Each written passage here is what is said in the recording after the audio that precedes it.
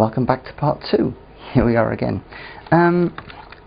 We finished off talking about monitors, mice and keyboards and your options as to whether you can use wireless devices or even hook up to your TV set rather than set up a specific space in your home for a computer. Some people do it that way. Now we're going to go into some of the other peripherals. One of the common ones are loudspeakers. Now, if you're playing music or you're watching video or DVDs with your computer, you're probably going to need a set of loudspeakers. And usually the set of speakers that come with many PCs as standard are not very high quality. For me, it's worth investing in a pair of speakers because if anything's going to last, it's normally the speakers. And they'll go on from one PC to the next for quite a number of years. Quality speakers really are worth it in my opinion, but because a good quality sound really helps the experience of using the machine, particularly if you are watching films and stuff. You'll notice that this connection here is coloured in green. We're going to come on to this later when we have a look at the back of the computer. But again, they need their own power usually. Very rarely they're powered off the monitor, but that's a very specific thing that you're very unlikely to come across. So investing in a decent pair of speakers is worthwhile in my opinion. See if you can find anyone else's recommendations, etc, etc. You'll usually find a volume control, headphone and sometimes a microphone socket as well. I think that's a microphone socket. I can't see a cable at the back, but yeah, and a tone to control the light and dark, the treble and bass. So yeah, investing in a good set of speakers can be worthwhile. The other thing that you're going to see people using quite commonly is, especially these days, is something like this. It's a headset with a boom microphone, and this is used pretty much for internet calling. You've probably heard about Skype. That's just one of a number of programs, but you'll probably see here we've got one connector for the headphones, one connector for the mouse, and I don't know if you can see that the colours of the pins, they've actually put little green rings and little pink rings on these. I don't know if you can see that, but again it's colour coded. We'll come back to that in a bit. Now the trick is, internet calling is sort of like using your computer as a telephone over the internet, because the internet is worldwide and you're already paying for your internet connection. It's basically a cheap way to call across the planet, provided the other person is running the same sort of software that you are. You'll be able to talk to them without picking up the landline and making an expensive telephone call that way. Now, why use a headset? Well, if you've only used a telephone, you wouldn't have experienced this, because when you use a telephone, typically, I'm just trying to get my hand, the earpiece and the mouthpiece are a reasonable distance and they're not putting out very much in terms of power.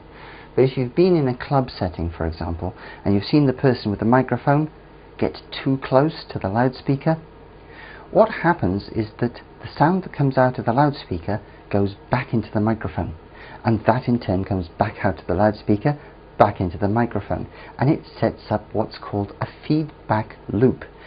And the sound that results from that is like a howl. That's why it's called howl around. You get a howl that's going around the system, and the only thing you can do is distance the microphone from the loudspeaker. And that's typically what's going on here. By using a headset like this, you're distancing the headset from the microphone. The sound is going in your ears and the microphone isn't picking it up. So that's why a lot of people use headsets like these, is to prevent howl around.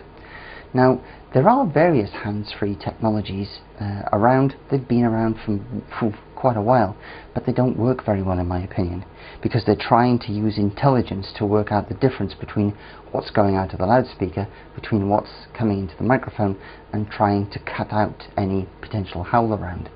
and the systems still aren't very good in my opinion. If you want quality conversation over the internet, the best thing is to use a headset like this.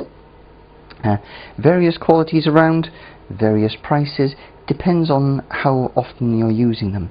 But as well as that, you can just put up the microphone and just use them as conventional headphones if you like listening to music late at night and not annoying the neighbours. So yeah, we're going to come on to using Skype and internet calling at some point in a future video.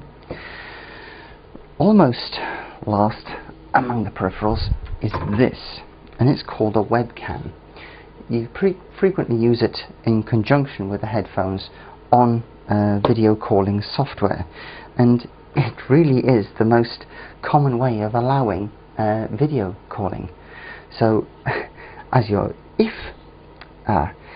now it's difficult to describe this because you can have different effects with video calling. When you're just putting a sound down the line, it's not too bad, but when you start chucking video over the internet, it can slow up. So you might not get a good resolution,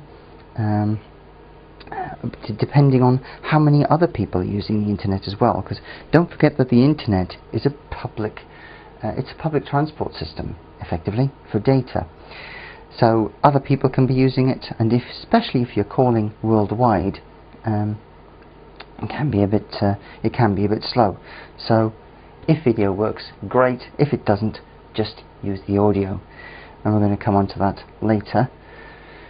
The prices can vary. It's worthwhile getting a half decent webcam because it's then going to cope with things like low light conditions that you'll typically find in the home. If you find that the other person can't see you, it's sometimes worth getting a small light, a small desk lamp, and shining it on your face. Not too good for your eyes, but it means the other person can see you a lot more easily, and that is an easy way around that. You can add webcams as and when you like. The other box that I'm going to show you now before we go into the computers is this one, and this is what we call an ADSL modem. Wow, that's a mouthful.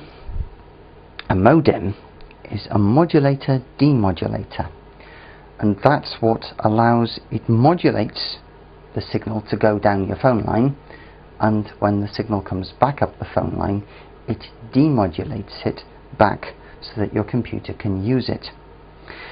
And these are typically this is typical of the broadband modems for the ADSL lines, asynchronous digital subscriber line. In other words, it's a telephone line to which you subscribe to a digital service. That's one example of playing it backwards. As for the asynchronous, that's a bit of technical words. So typically at the back you'll see a couple of things. One is for power. You'll typically see a reset switch or a hole in which there's a reset button. You'll also find a number of ports, one of which will go to your telephone line, and the other 4, maybe 5, are to go to various computers. So you can plug more than one computer into these at the same time.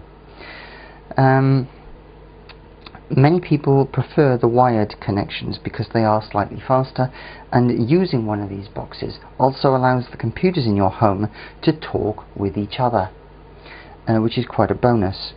Home networking, as it's called. You'll also notice that some of them have aerials, and that's to allow for wireless networking, so devices in the home can talk with this box and also any computers that happen to be plugged in here by wireless technologies. Now, wireless technology itself isn't very straightforward to understand if you're not in the business or used to it, and there are a number of good and bad points to using wireless, and we'll have to go through them in a dedicated video. But some people are so scared of wireless and the potential privacy implications that they go for a box that hasn't got wireless. They will use the connectors in the back to connect the computers together, and they will not use the wireless. Typically you can find some of them. I can't do it on this one, I don't think. Oh yes, I might be able to remove the aerial on units that you're concerned about. I think I can do it. No, I can't. Maybe. Nope. Can't do it. I can reposition it, but I can't remove the aerial. And some people go for the units without the wireless component, because when you're thinking about it, a wireless signal can project outside the boundaries of your home. Now, there have been issues in the past with people surfing, as in driving up in a car, parking up, opening up the laptop and trying to piggyback on other people's wireless signals. It's pretty naughty, and there have been cases where people, there was one case to my mind that was in the United States, that someone had driven by, connected to their wireless connection, surfed loads of nasty websites, and these people had the police kick down their door. It wasn't very good.